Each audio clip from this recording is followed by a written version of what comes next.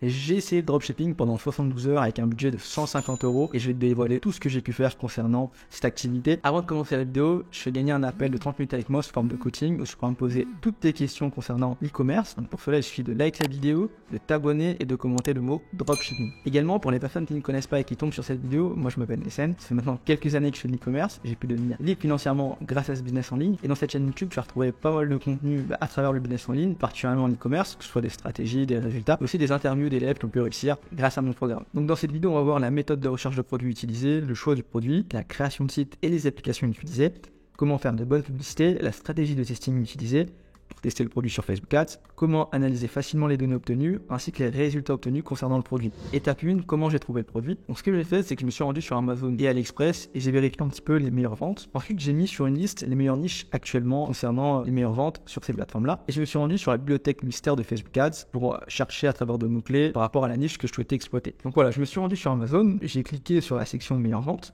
Donc là, on voit qu'il y a les meilleures ventes en fonction de certaines niches, par exemple informatique, DVD Blu-ray, luminaire, éclairage, bricolage, etc. Concernant les meilleures ventes en informatique, on va pas vraiment se focaliser là-dessus, parce que j'estime que c'est pas vraiment intéressant de vendre tout ce qui est cartouche, donc par exemple. Pareil pour DVD Blu-ray.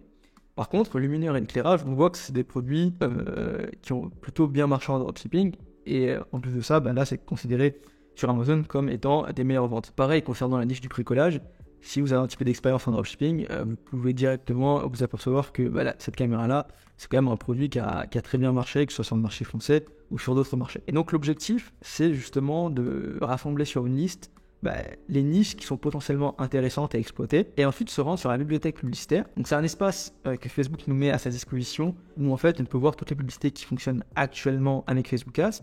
Donc on peut cibler le pays de notre choix et aussi choisir des mots-clés par rapport à une niche qu'on souhaite cibler. Donc concernant cette bibliothèque publicitaire, moi j'ai décidé d'exploiter la niche des luminaires. Donc pour cela, j'ai écrit un mot-clé en référence à cette niche, éclairage, et j'ai également aussi appliqué quelques filtres que Facebook nous met à sa disposition. Donc voilà, vous pouvez recopier ces filtres-là, il suffit juste de cliquer ici et de les sélectionner. Et de ce fait, en écrivant le mot éclairage, Facebook Ads va me montrer toutes les publicités qui tournent actuellement des personnes qui ont écrit ce mot éclairage sur leur publicité, que ce soit au niveau de l'ad copy, donc l'ad copy c'est ça, ce bout de texte qui est juste au-dessus, ou sinon au niveau du titre, donc je vais vous montrer le titre, par exemple c'est ça, c'est juste le texte qui est en dessous. Et de ce fait, je suis tombé sur un produit de dropshipping, donc c'est ce produit-là, donc c'est un concurrent qui vend cette lumière-là, donc je me suis rendu sur son site, donc on voit qu'il vend ce produit à 25,90 €, et là l'objectif en fait c'est de rendre sur AliExpress pour vérifier si le produit déjà est disponible sur la plateforme, et également de vérifier plus ou moins la qualité, le nombre de pièces vendues si le produit est disponible et aussi surtout le prix d'achat. Donc là j'ai tapé le nom du produit sur AliExpress, on peut voir qu'il y a pas mal de variantes et même le produit qui est disponible. Ce produit il est disponible ici au prix de 3,97 €, vous avez plusieurs variantes, vous avez une livraison en 10 jours qui est disponible, vous avez une note sur 5 qui est de 4,9, ce qui est excellent. Par contre pour les personnes qui ont regardé ma vidéo précédente, je l'avais précisé, la note sur 5 sur AliExpress elle n'est pas forcément fiable. Je vous conseille de taper le nom sur Amazon et de regarder plutôt l'avis d'Amazon, concernant la note sur 5 pour vous faire un avis. Par contre, on voit que le nombre de pièces vendues est quand même assez important, donc ce qui est une bonne chose. Ça veut dire que le produit intéresse des gens, c'est un produit qui est souvent acheté. Et donc là, on a trois choix qui s'offrent à nous. Soit on décide de concurrencer donc ce même concurrent sur le même marché, c'est-à-dire de vendre ce produit sur le marché français. Soit on décide de revendre ce produit sur un autre marché, comme Danemark, Angleterre, etc. Ou sinon, on décide de vendre une variante de ce produit sur le marché français. Pour avoir aussi une offre de différenciation concernant les gens qui sont intéressés. Donc, ils auront potentiellement le choix entre ce concurrent qui vend ce produit-là sur le marché français avec Facebook Ads et moi qui vends justement une variante de ce produit sur Facebook Ads sur le marché français. Donc moi j'ai décidé de vendre ce produit-là, comme on peut le voir, le prix d'achat est assez faible. Et donc ça c'est intéressant surtout pour les personnes qui ont peu de budget. Plus vous vendez un produit qui a un prix de vente élevé, plus vous devrez dépenser davantage en publicité sur Facebook Ads. Donc si on a un produit à un prix de vente qui est assez modéré, c'est-à-dire entre 20 à 50 €, on n'aura pas besoin de mettre énormément d'argent en publicité sur Facebook Ads. Donc là, concernant ce produit-là, j'ai vu que la note elle est de 4,8, qu'il y a 5399 commandes.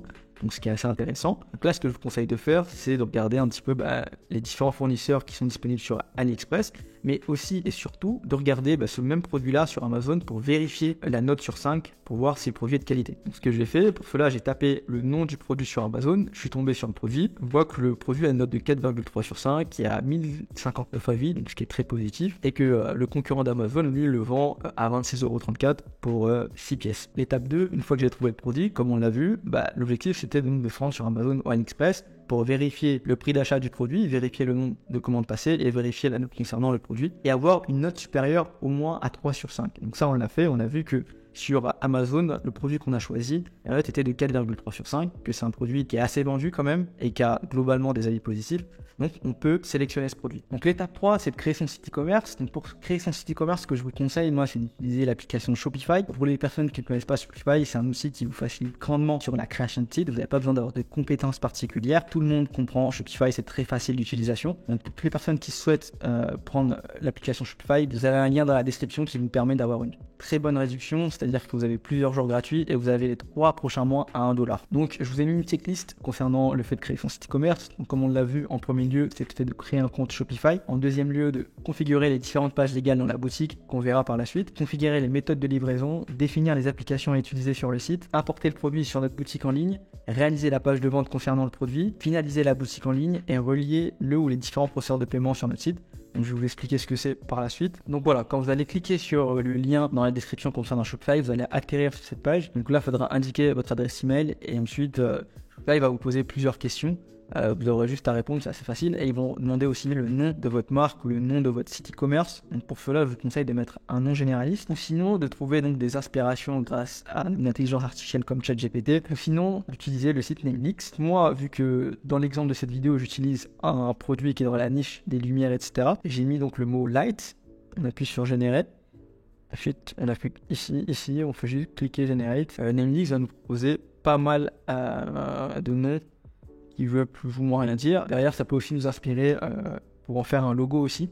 Donc là, vous avez pas mal de noms qui veulent plus ou moins rien dire, comme je l'ai dit. Soit vous inspirez de Namelix, soit vous trouvez quelque chose dans votre tête, ou sinon, vous pouvez, comme je l'ai dit, demander à une intelligence artificielle. C'est à vous de voir. Moi, en l'occurrence, j'ai déjà trouvé mon nom, donc je vais vous le montrer juste après. Une fois que vous avez créé votre compte Shopify, que vous avez trouvé votre nom de marque, vous allez atterrir donc du coup sur le dashboard de Shopify qui se présente ainsi. La section accueil, section commande, produits, clients, analyse données, marketing, réduction, canaux de vente, boutique en ligne, les applications et les paramètres. Donc nous, ce qu'on va faire dans un premier lieu, c'est le fait de configurer les pages légales concernant votre boutique Shopify. Pour cela, vous devez aller sur Google, écrire politique de confidentialité Shopify. Vous cliquez sur le premier lien. Ensuite, vous descendez juste ici. Vous allez cocher cette case. Vous allez rentrer vos informations ainsi que l'adresse email que vous avez utilisée pour créer votre compte Shopify. Et ensuite, vous cliquez sur recevoir ma politique de confidentialité. Ce qui va se passer, c'est que Shopify va vous envoyer un email en vous donnant justement la politique de confidentialité qu'il faudra copier. Une fois que vous l'avez copié, vous retournez sur Shopify et vous cliquez sur boutique en ligne, sur page, ajouter une page. Et là, vous allez écrire politique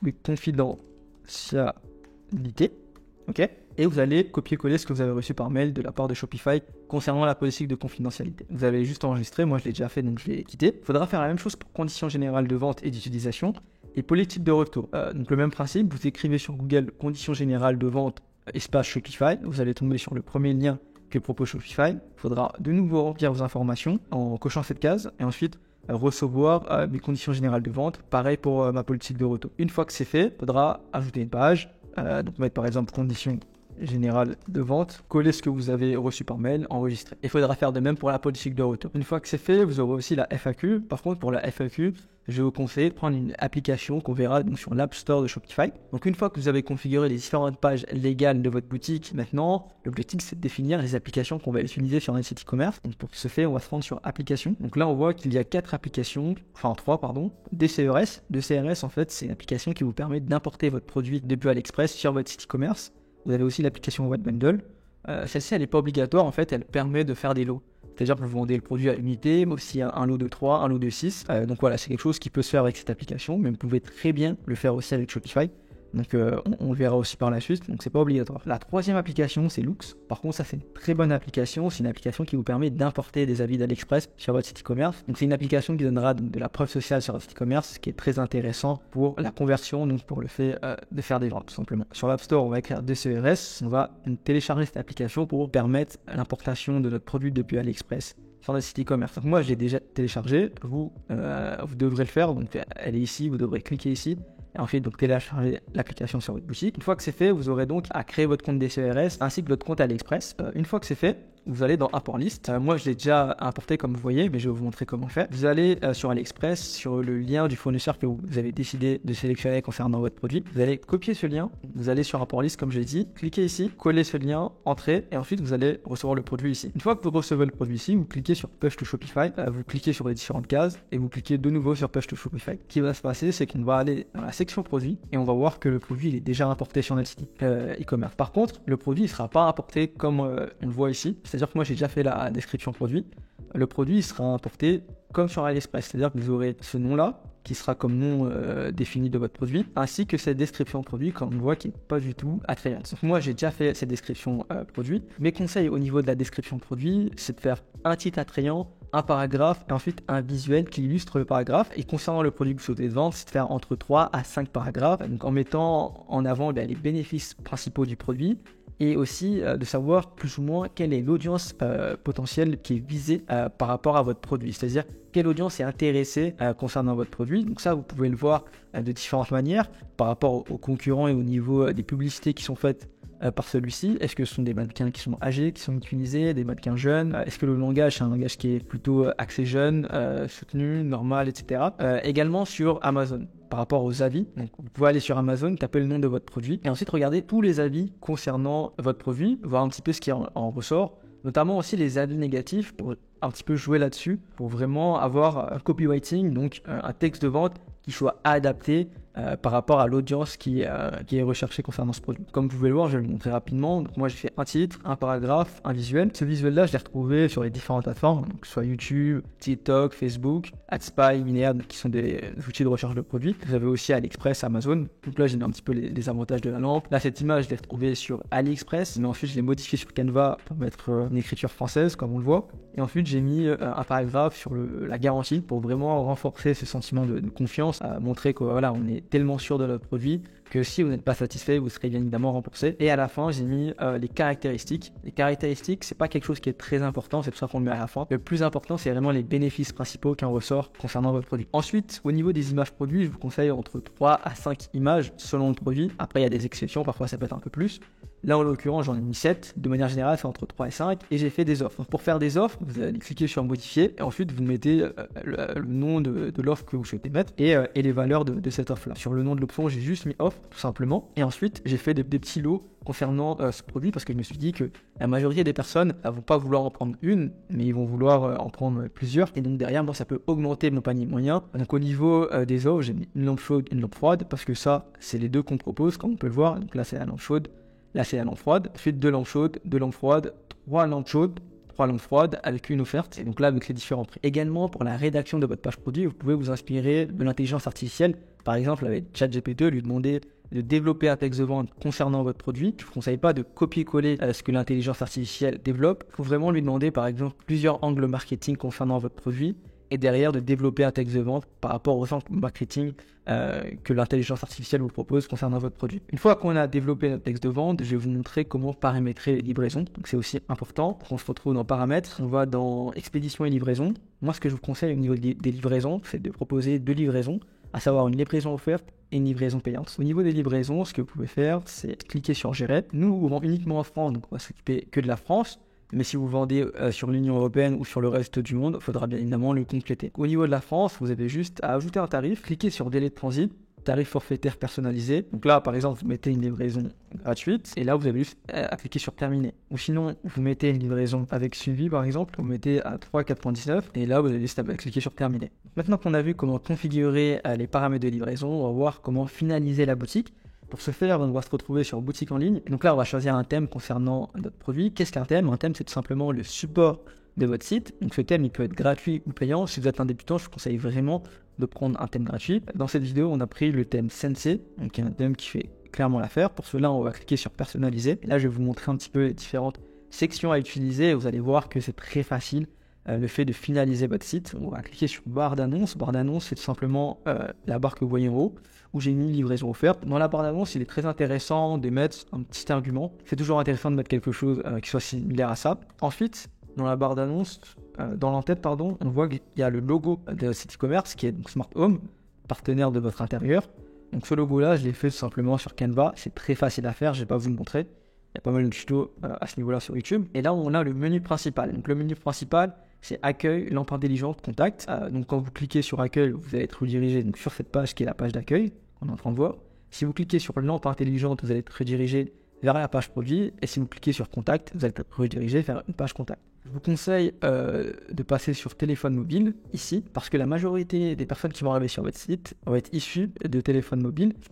Donc c'est très important d'optimiser votre site de cette manière. Donc voilà, il est ici le menu principal. Donc sur mobile, vous aurez juste à cliquer ici. Une fois qu'on a vu l'entête, on va voir le modèle. Et donc là, pour le modèle, je vous conseille vraiment de vous inspirer de ce que j'ai fait si vous utilisez le thème Shense, donc ce thème-là. La première section que j'ai mis, c'est image avec texte. Donc comment mettre cette section-là? Il faut juste aller tout en bas, ajouter des sections. Et là, vous écrivez donc image avec texte. Donc vous cliquez dessus, et là, image avec texte va se mettre tout en bas. Donc on voit image, titre, texte, et un petit bouton. Donc ça, vous allez le remonter tout en haut. Et donc là, il faudra mettre l'image de votre produit, le nom de votre produit par exemple, et un petit paragraphe concernant votre produit, ainsi donc qu'un bouton qui va potentiellement rediriger vers la page produit en question. On voit que je l'ai déjà mis, j'ai mis l'image produit, le titre du produit, et ensuite un petit paragraphe. Et là, j'ai mis un petit bouton donc, découvrir. On aurait pu aussi mettre en savoir plus. Et si on clique sur ce bouton, on voit qu'on est redirigé vers le lien de la page produit. Après image avec texte, on voit collection en vedette. On voit que là, c'est masqué. C'est-à-dire que je ne veux pas utiliser cette collection-là. Ce que je peux faire, je peux aussi retirer la section. D'ailleurs, je vais retirer les sections pour pas que vous soyez perdus.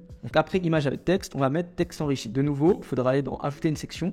Cliquez sur texte enrichi, cliquez dessus et ensuite le remonter juste en dessous de image avec texte. Donc là on voit texte enrichi, j'ai juste mis cette phrase là, décorer votre intérieur avec les produits Smart Home. Donc c'est aussi simple que ça, il n'y a pas besoin de me prendre la tête. Vous avez aussi une deuxième section dans ce modèle là que j'ai pas voulu utiliser. Si je le rajoute, ça met ça. Ensuite ça vous pouvez le personnaliser, mais moi je me suis dit que c'est beaucoup plus intéressant sans.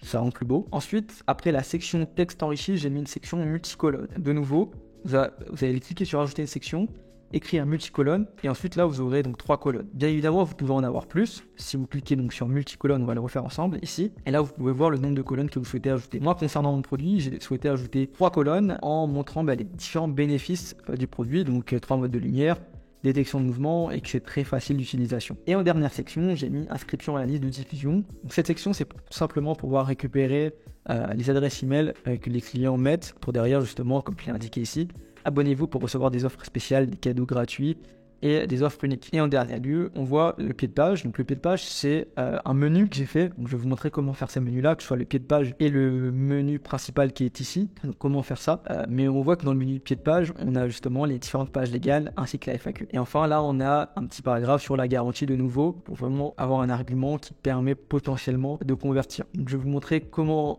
mettre les différents menus. Donc, pour cela, vous allez dans navigation, vous allez dans ajouter un menu. On va mettre par exemple menu principal, ajouter un élément. Là, vous allez mettre par exemple accueil, homepage, et là vous ajoutez. Vous mettez par exemple, ajouter un élément de menu, lampe intelligente, produit, et là vous mettrez le lien de la page produit qui est concernée, ajouter, etc.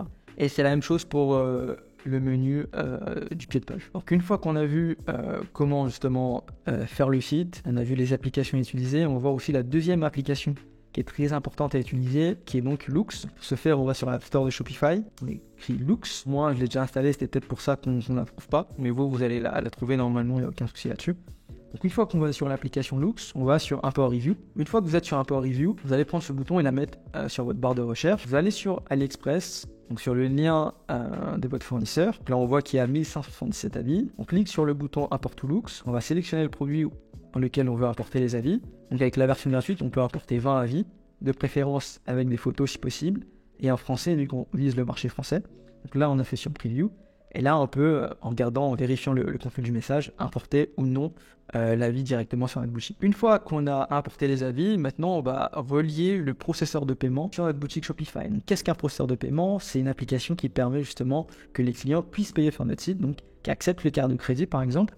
Donc pour ce faire, on va sur paramètres, on va sur paiement et compte, sur moyen de paiement, pardon. Et donc là, on voit qu'on a Shopify Payments qui est proposé. Donc c'est un processeur de paiement qui a été fait par Shopify.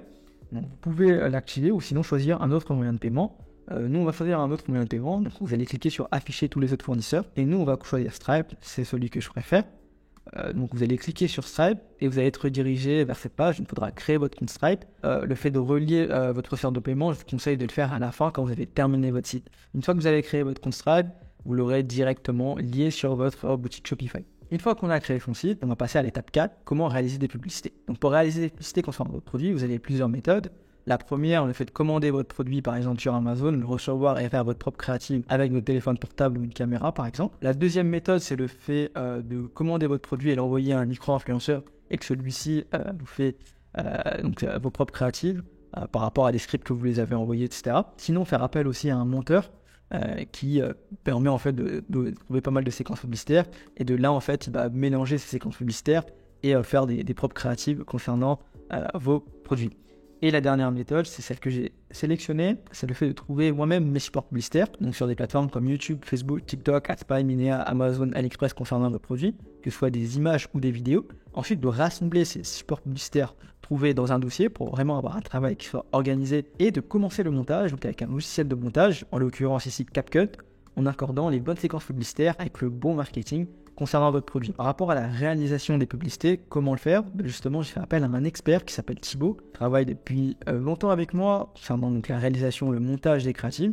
Donc il va vous montrer dans un instant comment faire. Aujourd'hui, on va voir du coup la partie sur le montage vidéo, comment créer des superbes créas pour l'e-commerce. Et moi, je m'appelle donc Thibaut, j'ai créé l'agence Visual Ads. Mon objectif via cette agence, c'est tout simplement de permettre aux personnes qui font de l'e-commerce d'avoir des bonnes créas et également d'apporter des connaissances du coup pour le faire soi-même. Moi, ça fait 3 ans que je suis dans ce domaine. J'ai connu Nessen il y a 2 ans et demi environ et ça fait donc maintenant 2 ans et demi qu'on travaille ensemble et j'ai aussi le plaisir de pouvoir travailler et faire les montages pour les personnes qui l'accompagnent. À noter que j'ai une surprise pour vous à la fin, donc restez bien, regardez tout ça pour pouvoir y accéder. J'ai fait en tout en 3 ans plus de 1500 créatives, principalement sur le réseau Facebook. J'ai fait également du Snapchat, du TikTok, du YouTube, mais voilà, majoritairement c'est quand même plus du Facebook. J'ai eu la chance de travailler avec Oh My Case, notamment Pupilov et d'autres marques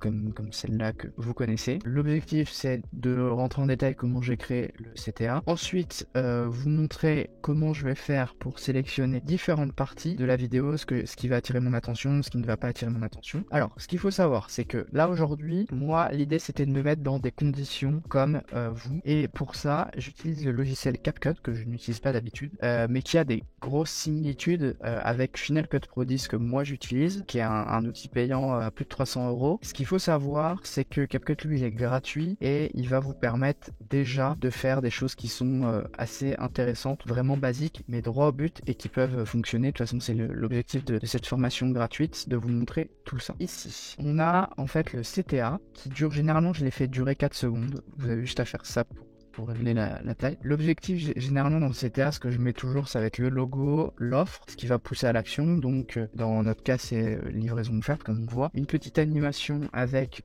du coup, le produit. Généralement, je le fais sur fond blanc, sauf si le site est tout en noir ou tout d'une couleur. Et c'est vrai que le fond blanc, c'est plutôt assez classe. Et une petite flèche qui va dire d'appuyer là, puisqu'on est sur du Facebook. Très basique, mais ça fonctionne. En fait, l'image, donc j'ai repris l'image qui était sur le site où il y avait les tailles sur le côté pour garder que cette partie-là. Donc si je viens ici, l'encadré il est là, on voit ici. Moi j'aime bien toujours qu'il y ait un équilibre, que ça fasse un V. Là le logo il est un peu plus grand que le texte. Quand on a une ligne conductrice qui nous amène naturellement vers le produit qui est en dessous, on pourrait même, si on veut, le mettre encore plus petit. L'idée, voilà, c'est vraiment de vous montrer qu'on peut faire des belles choses avec du gratuit. On a bien ce V là avec le produit au centre. Tout dépend de l'offre. Si vous avez des bundles, du stock limité, faut pas hésiter à le mettre pour pousser à l'action. Ensuite, j'ai fait aussi du coup du texte comme ça. Donc c'est assez simple. Il faut juste aller dans texte par défaut. Hop, je vais remettre là, mettre son curseur par-dessus pour le voir afficher. L'idée là, c'est de changer le format, comment vous voulez que ça apparaisse, est-ce qu'il y a des fonds gras. Changer la couleur du texte ici, et après en descendant, il y a les traits ici, donc ça doit être comme ça, et on va pouvoir régler la taille des traits. Et surtout ce qui va nous intéresser, nous, c'est de rendre dynamique ce texte-là. Donc on va aller dans animation, et là, c'est d'aller trouver ce qui correspond et de gérer la durée pour que ce soit plus ou moins rapide. Moi généralement j'aime que c'est rapide. Glissement droit et Je l'ai mis sur 0,2 secondes parce qu'il faut que ça aille vite. Si c'est trop lent, ça va pas. Donc une fois qu'on a ça, je bascule ça ici juste pour pouvoir enchaîner sur la partie ce qu'on appelle le dérushage. Pour info, les vidéos, moi, c'est des vidéos que je récupère soit directement des fournisseurs, soit sinon sur sur YouTube directement en tapant le nom du produit dans la barre de recherche. On arrive à retrouver. Là, moi, je suis sur ordinateur portable. Donc ce que je me sers beaucoup, c'est du trackpad. J'ai une souris et un trackpad. Et en fait, il y a des raccourcis qui sont les mêmes que tout simplement Final Cut Pro 10. On a B qui permet de couper les séquences. Ensuite, le A, ça permet juste de revenir au mode souris pour pouvoir sélectionner. Parce que si je suis en mode B, je ne peux pas sélectionner les rushs. Et ensuite, il y a le I pour sélectionner le début et O pour sélectionner le point de sortie. Donc après, moi, le I et le O, je me sers vraiment qu'à la fin pour sélectionner le début et la fin de ma vidéo pour derrière faire un export. Ça va exporter que la partie que j'ai sélectionnée. Là, au niveau des onglets, ce qui est très important, c'est d'avoir activé l'axe de prévisualisation. Pourquoi? Parce que ça va énormément nous aider. Si on a 33 minutes de contenu, là où on va gagner du temps, c'est avec cet outil magique de prévisualisation. En fait, on prend la souris et on passe comme ça. Donc là, on voit par rapport au produit, c'est pas tout à fait le même. Finalement, ce contenu-là, il est pas ouf. Donc hop, on supprime. Vu que je mets la prévisualisation, je coupe le son, je vais dans son, et je mets le volume à 0 parce que sinon, ça casse les oreilles. Avec la souris, je vais ajuster à la frame place et je vais faire B. Comme j'ai l'aimant ici, quand je viens de poser ma souris, il capte l'élément où je me suis mis. Et tout ce qui est intéressant, on voit qu'il n'y a pas besoin de tout simplement allumer le détecteur de mouvement. Ça, c'est pas mal aussi. Donc par contre, voilà, je vais prendre un peu plus de temps forcément. Quand je vois une séquence qui est bien, je vais du coup m'arrêter pour couper pile au bon moment. Une fois que moi j'ai fait la sélection, on passera du coup à la partie où je vais faire les textes tout simplement. Dans la dernière partie, finalement, j'ai procédé autrement. J'ai tout fait parce qu'en fait, sinon ça prendrait vraiment trop de temps. Dans un premier temps, comme le texte il se met en haut et que quand on bouge un élément, le texte il bouge pas. Le process c'est plus simple de mettre toutes les séquences comme on veut et ensuite d'apposer le texte. Tout à l'heure j'ai intégré ce rush là entre les deux, ça m'a tout décalé, donc après ça prend 2 secondes à corriger, mais c'est vrai que c'est quand même embêtant. Donc je vais vous lancer la vidéo. J'avais également un petit truc à vous dire en plus. Si vous souhaitez gérer la lenteur ou la rapidité d'un rush, il suffit juste de faire commande R et ensuite il y a ça qui apparaît et derrière d'aller chercher et de pouvoir élargir, accélérer la vidéo. Donc je vous montre la vidéo tout de suite.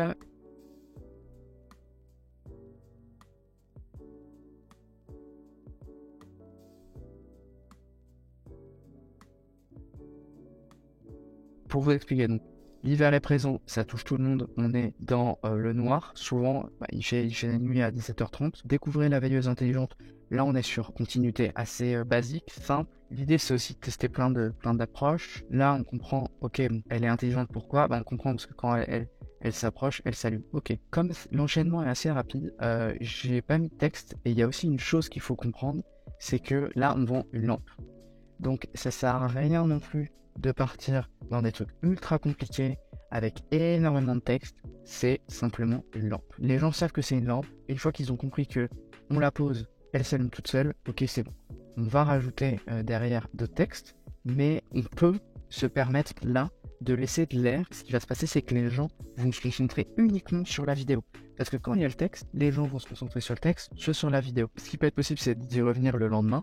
Mais est-ce que moi, j'arrive à lire le texte et comprendre l'image en même temps? Si j'ai fini de lire le texte et que l'image change, c'est mort en fait. Il faut vraiment faire en sorte qu'on ait les deux. Il faut que ce soit dynamique. Alors là, malheureusement, c'est un peu compliqué parce que d'habitude, moi, j'ai le nombre de secondes des frames. Donc, généralement, je vais mettre 2 à 3 secondes sur un texte avec les images. Un peu plus, il y a un changement de dynamique, visuel, on est jour, nuit.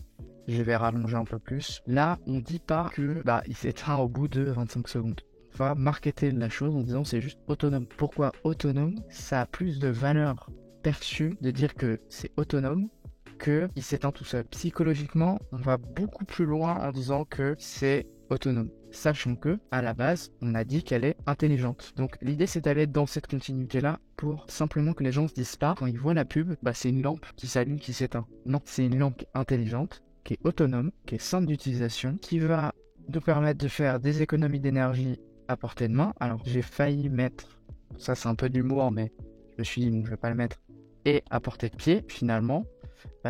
Ou portée de jambe, parce que là il y a la transition. Sur le site il y avait la mise en avant des 3 modes disponibles, je l'ai mis là, même si en soi l'image correspond pas forcément à ça. Il aurait fallu plus mettre quelque chose où ça switch, mais je préférais mettre un truc avec un avant-après encore, parce que je trouve ça sympa. En fait les gens vont se projeter la nuit quand ils vont boire un verre d'eau ou autre. Et après, du coup, ici, on a le commander maintenant avec l'effet qu'on a fait tout à l'heure et notre appel à l'action. Donc voilà, j'espère que vous avez apprécié le contenu que Thibaut vous a proposé sur le fait de comment réaliser de bonnes publicités. Si vous souhaitez prendre ces services, il y a un lien dans la description. Donc ces services, ça concerne tout ce qui est montage de vidéos concernant les publicités par rapport aux produits que vous souhaitez vendre. Vous aurez une réduction si vous passez par mon lien. Enfin, je tiens juste à rappeler, j'ai aucune commission, aucune affiliation avec lui. Si je me permets de le mettre en avant, c'est parce que j'estime que c'est quelqu'un de sérieux. Je suis pas quelqu'un qui met énormément de personnes en avant. Faites-le si vraiment vous avez le budget et que vous connaissez un minimum l'e-commerce. Si vous êtes un total débutant, que vous ne connaissez rien et que vous avez peu de budget, je vous conseille pas directement de déléguer cette tâche. Donc maintenant, on se trouve sur l'étape 5, la stratégie de testing. Donc pour ce faire, par rapport à ce produit, j'ai créé une campagne de vente en CBO. Donc je vais pas trop rentrer dans les détails, mais il faut savoir que vous avez 2 choix au niveau des campagnes, soit l'ABO. Donc là, la dépense se fait sur les ensembles de publicité, ou ce qu'on appelle AdSet, ou la CBO, et donc là le montant se dépense directement sur la campagne. Donc concernant cette campagne de CBO, j'ai mis 3 ensembles de publicités, donc ce qu'on appelle AdSet, donc 2 AdSet en lien avec le produit et un AdSet broad. Donc les AdSet en lien avec le produit, par rapport à cet exemple, on peut mettre maison, habitat, et l'AdSet broad, tout simplement, c'est l'audience large, c'est le fait de rien cibler et de laisser la totale liberté à Facebook. Donc à l'intérieur de cette campagne, j'ai mis 4 créatifs publicitaires, donc soit 2 vidéos ou 2 images, soit 3 vidéos et une image. Donc c'est à vous de voir. Par rapport à l'ad copy, donc c'est le texte juste au-dessus de la publicité, je vous conseille de vraiment faire quelque chose de très simple par rapport à votre produit. Concernant ce produit, on peut mettre par exemple illuminer votre maison avec la lampe intelligente la plus innovante du marché. Et au titre de la publicité, donc je vais mettre un petit argument comme par exemple livraison offerte. Donc là, on se retrouve sur le gestionnaire de publicité. Donc pour créer votre campagne, je vais pas tout vous montrer, mais juste vous montrer comment faire la CBO. Donc vous créez la campagne, vous allez sur vente, campagne vente manuelle, et donc pour faire la CBO c'est très simple. Donc là vous mettez par exemple campagne de testing, et là sur budget de campagne vous allez juste activer ici. Au niveau du budget, si vous avez créé un nouveau business manager, vous ne pourrez pas mettre un montant de 100 € dès le début, vous serez plafonné à 50 €. Pourquoi ? Parce qu'en fait Facebook fait ça pour avoir une certaine sécurité envers les nouveaux annonceurs, pour voir si vous avez aucun paiement rejeté, que vous respectez bien les règles définies par Facebook Ads. Si c'est le cas, ensuite après quelques jours, Facebook va augmenter le plafond de dépenses. Également, on va voir un petit peu les données. Pour voir les données à analyser, vous allez cliquer ici sur personnaliser les colonnes, et donc les données analysées c'est juste ici. Donc si vous faites du dropshipping et que votre objectif est faire des ventes rapidement, donc c'est vraiment ces données-là qu'il faut regarder. Maintenant, si vous êtes une marque ou que vous avez d'autres objectifs sur Facebook Ads, ces données-là ne seront pas forcément pertinentes. Et voilà, je le rappelle, si vous faites du dropshipping et que vous souhaitez avoir des ventes rapidement, c'est surtout le CPM, CPC, CTR, le coût par ajout au panier, le montant dépensé, ainsi que le ROS, donc le retour sur investissement, qui sont à prendre en compte. Donc du coup, on se retrouve sur l'étape 6, l'analyse du testing après 24 heures. Comme je vous l'ai dit, il y a plusieurs critères à prendre en compte.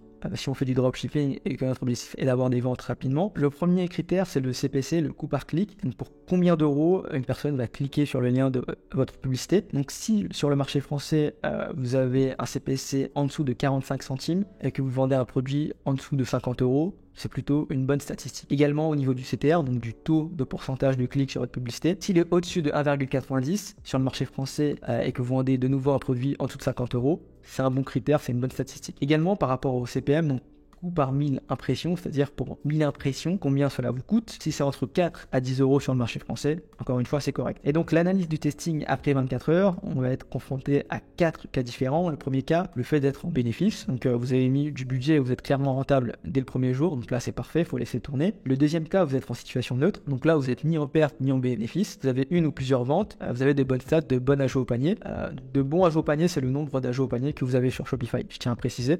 Dans ce cas, il faut laisser tourner. Le troisième cas, donc c'est la première situation de perte. Vous n'avez aucune vente. Par contre, vous avez des bonnes statistiques, un bon nombre d'ajouts au panier. Dans ce cas, il faut laisser tourner. C'est pas parce que vous êtes en situation de perte le premier jour que vous n'allez pas être rentable avec le produit. Il faut laisser tourner le pixel, lui donner de la data, donc de la dépense, pour que celui-ci puisse s'optimiser par la suite, à voir si c'est le cas, etc. Et le quatrième cas, vous êtes en situation de perte, vous n'avez aucune vente, très mauvaise statistique, pas de flux d'achat au panier, peu de visites. Dans ce cas, moi, ce que je recommande, c'est directement de couper la campagne si vous avez bien fait un bon site e-commerce et de bonnes créatives publicitaires concernant votre produit. Donc, on va analyser les premières statistiques ensemble. Concernant le premier jour, donc on voit que j'ai un CPM de 9,62, donc ce qui est correct. Un CPC de 35 centimes, pareil, correct. Un CTR de 2,73, donc ce qui est pas mal. Un coût par achat au panier qui est assez faible aussi. Et on voit que pour 53 € dépensés, j'ai 239 € qui est perçu, donc de vente. Donc clairement, je suis rentable. Normalement, la campagne aurait dû dépenser 47 € parce que je suis aussi, comme vous, sur un nouveau business manager. Mais là, je pense que Facebook a vu que la campagne performait bien dès le premier jour, donc elle s'est permis de dépenser un petit peu plus d'argent. Et donc, on va le voir directement sur Shopify. On voit que j'ai fait 239 €, que j'ai un taux de conversion de plus de 3%, donc ce qui est pas mal, et que j'ai un taux de pourcentage d'achat au panier qui est à 7. Si vous avez 6% d'achat au panier au minimum, c'est assez correct. Donc maintenant, on va voir l'analyse du testing après 48 heures, donc sur le deuxième jour. Donc là, on a encore une fois plusieurs cas qui peuvent se confronter à nous. Le premier cas, c'est le fait d'avoir une situation de bénéfice. C'est-à-dire que vous avez plusieurs ventes avec au moins 2 créatifs gagnants. Dans ce cas, il faudra doubler le budget de la campagne. 2 créatifs gagnants, c'est quoi? C'est en fait que sur les 4 publicités qu'on a mis sur la campagne, vous avez au moins 2 publicités où s'effectue la majorité des ventes concernant votre produit. Dans ce cas, vous pouvez doubler le budget de la campagne. Si vous avez uniquement une créative qui performe et les autres créatives ne performent pas du tout, dans ce cas, il faudra laisser tourner encore une fois la campagne sans augmenter le budget, couper les mauvaises publicités et ajouter de nouvelles publicités en plus de celle qui est gagnante. Celle-ci, il faudra la laisser. Mais celles qui sont pas bonnes, les couper et changer pour justement essayer d'avoir au moins 2 créatives gagnantes. Donc là, on va voir l'analyse après 48 heures. Donc on voit que j'ai un CPM de 8, un CPC à 30 centimes, un CTR de 2,21, coût par achat au panier de 2,15. Là par contre, on voit que je suis pas rentable. J'ai qu'une vente, mais sur Shopify, on va le voir, j'ai 2 ventes. Et là par contre, le montant dépensé de la campagne, il est de 47 €. Par contre, je tiens à préciser, j'ai fait une petite erreur au niveau du deuxième jour. En fait, j'avais oublié que j'avais un nouveau business manager que j'ai voulu faire comme vous du coup. Et donc le premier jour, quand ça a été rentable, j'ai directement augmenté le budget de la campagne. Et du coup, ce qui s'est passé, au lieu de mettre 50 €, j'ai mis 100 €. Donc Facebook a accepté, sauf qu'ils m'ont arrêté donc à 47,25 €, donc vers 14 heures, la campagne ne tournait plus. Et donc malheureusement, ça a un petit peu faussé les statistiques. Je pense que si j'aurais laissé à 50 €, j'aurais été rentable. Donc on va le voir sur Shopify. On voit, je fais 2 ventes. Par contre, le taux de conversion n'est pas bon. Et l'achat au panier aussi dans la moyenne, mais c'est pas très bon. Et donc l'étape 7, on arrive au résultat obtenu. Donc le bilan, le chiffre d'affaires, il s'élève à 513,70 €. On compte en fait 72 heures. Parce que là, je vous ai montré les statistiques de 48 heures, mais je vais vous montrer par la suite aussi les statistiques après 72 heures. Donc on arrive sur un total de 513,70 €, un coût en publicité de 147,98 €, un coût de produit de 128 €. Par rapport à Shopify, donc on a 0 € vu qu'on a utilisé notre lien qui est dans la description qui nous permet d'avoir une très bonne réduction. Les frais annexes, je les ai mis à 3%. Donc là en fait c'est tout ce qui est frais des transactions. Et donc là on a un revenu brut, donc un bénéfice brut qui est de 222,31 €. Et donc si on compte la TVA, on est à 119,57 €. Donc voilà, on voit qu'au bout de 3 jours, on a quand même été en bénéfice, donc ce qui est une bonne chose. Je tiens aussi à préciser une autre chose. Le produit que vous avez vu dans cette vidéo n'est pas le produit que j'ai réellement lancé. Ce produit-là, je vous l'ai montré à titre d'exemple. Et je ne vais pas m'amuser à vous montrer le produit que j'ai lancé parce que le produit il est rentable et j'ai essayé de le développer par la suite. Et je vois pas mal de personnes qui font ce type de challenge et ils vous montrent des produits en vous disant plus ou moins que c'est le produit qu'ils ont lancé et qu'en fait ils me font gagner ce produit-là. Voilà, faut pas être naïf. On fait de l'e-commerce, si on a un réel talent, une réelle expertise dans ce domaine et qu'on sait vraiment comment développer un produit et le vendre à une grande échelle, on va pas s'amuser à faire des concours à vous donner le produit. Ok? Moi, je l'ai fait juste à titre d'exemple. Donc, je vous ai montré comment créer un site, comment faire de bonnes publicités, comment tester le produit de façon efficace, comment analyser les données. Mais voilà, le produit, je vais pas vous le dévoiler maintenant, je vais vous le dévoiler peut-être plus tard, une fois que j'aurai pas mal chiffré avec ce produit. Donc maintenant, on va juste passer à l'analyse des 72 heures. Donc on voit sur Shopify, sur 72 heures, on est à 513,70 € comme on l'a vu. Un taux de conversion de près de 3%. Un taux de pourcentage sur les ajouts de panier qui s'élève à 7,23. Donc on est au-dessus des 6%, ce qui est assez intéressant. Maintenant on va voir sur le gestionnaire de publicité. Donc on voit qu'on a dépensé du coup 47,25 €, qu'on a un CPM à 8,73, un CPC à 35 centimes, un CTR à 2,51, un coût par achat au panier qui est assez faible à 1,21. Là on voit qu'il indique 104 € de vente. En réalité on a un petit peu plus, je vais vous le montrer juste ici. Pour la journée du 2021. Donc voilà, on est à 189, quasiment 3% de conversion. Donc voilà, on a un petit peu plus. Donc voilà, comme vous avez pu le voir, on a essayé le dropshipping pendant 72 heures. J'ai été rentable durant ces 3 jours. On va essayer maintenant de développer davantage le produit pour essayer d'augmenter justement ce revenu, que ce soit au niveau des bénéfices et du chiffre d'affaires, pouvoir faire une mise à jour peut-être dans 30 jours, 60 jours, même espérer aller récolter plusieurs centaines de milliers d'euros avec ce produit. Je dis pas que je vais réussir, mais j'essaie de le faire. De toute manière, il y aura aussi d'autres vidéos sur d'autres challenges avec des montants bien plus conséquents, qui arrivent prochainement sur ma chaîne YouTube. N'hésitez pas à me dire si vous souhaitez justement retrouver ces challenges ou si vous souhaitez justement avoir une mise à jour concernant ce produit-là, savoir si j'ai réussi à le faire chiffrer un petit peu plus, etc. Donc voilà, c'est la fin de cette vidéo. J'espère que vous avez apprécié. C'était Nessen et je vous dis à la prochaine. Ciao.